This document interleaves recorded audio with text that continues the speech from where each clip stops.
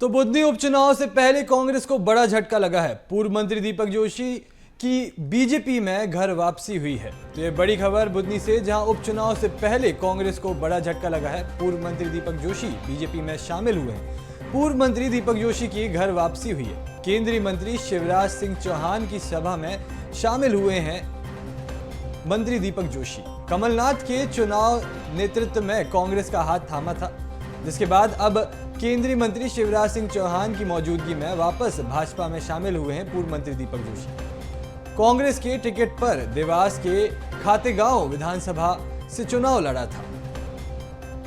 तो ये बुधनी से बड़ी खबर, उपचुनाव के पहले कांग्रेस को बड़ा झटका लगा है, जहां पूर्व मंत्री दीपक जोशी की घर वापसी हुई है। केंद्रीय मंत्री शिवराज सिंह चौहान की सभा में शामिल हुए, जिसके बाद उन्होंने वापस बीजेपी का हाथ थाम लिया। कमलनाथ के चुनाव नेतृत्व में कांग्रेस का हाथ थामा था। केंद्रीय मंत्री शिवराज सिंह चौहान की मौजूदगी में भाजपा में वापस शामिल हुए हैं मंत्री जोशी। तो आपको बता दें कि कांग्रेस की टिकट पर देवास के खातेगांव विधानसभा से चुनाव लड़ चुके हैं पूर्व मंत्री दीपक जोशी। तो बुधनी उपचुनाव से पहले कांग्रेस को एक बड़ा झटका लगा है, जहां पर पूर्व मंत्री दीपक जोशी बीजेपी में शामिल हुए हैं। केंद्रीय मंत्री शिवराज सिंह चौहान की सभा में ये वापस बीजेपी में शामिल हुए हैं। कमलनाथ के चुनाव नेतृत्व में कांग्रेस का हाथ थामा था। केंद्रीय मंत्री शिवराज सिंह चौहान की मौजूदगी में भाजपा में वापस शामिल हुए। तो यहां कांग्रेस को एक बड़ा झटका लगा है, वो भी ठीक उपचुनाव से कुछ ही दिन पहले।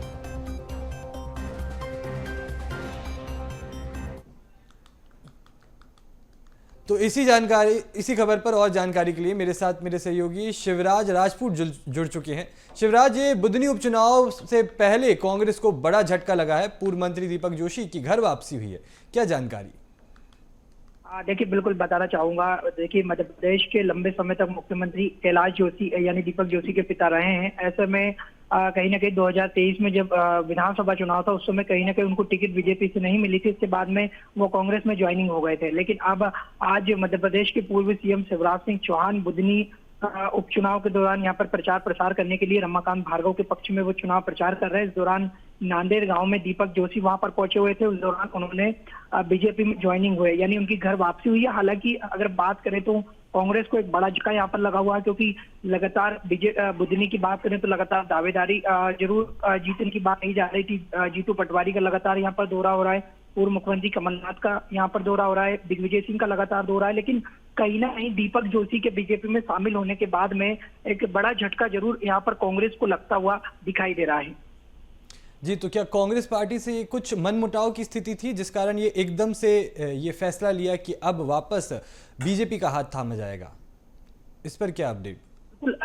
देखिए, बिल्कुल बताना चाहूंगा इस पूरे मामले पर। जब हमारी दीपक जोशी से बात हुई थी तो उनका साफ कि मैं जरूर एक रास्ते से भटक गया था, लेकिन इसके बाद में मेरी घर वापसी हुई है। और मनमुटाव की बात करें तो एक बात ये जरूर निकल कर आ रही है कि सत्ता में अगर बात करें तो बीजेपी है। ऐसे में दीपक जोशी को कांग्रेस में कहीं ना कहीं कोई चारा नजर नहीं आया, जिसके कारण भी कहीं ना कहीं ये बात मानी जा रही है कि सत्ता की वजह से जरूर उन्होंने बीजेपी का दामन वापस थामा है। जी, तमाम जानकारी साझा करने के लिए आपका बहुत बहुत शुक्रिया।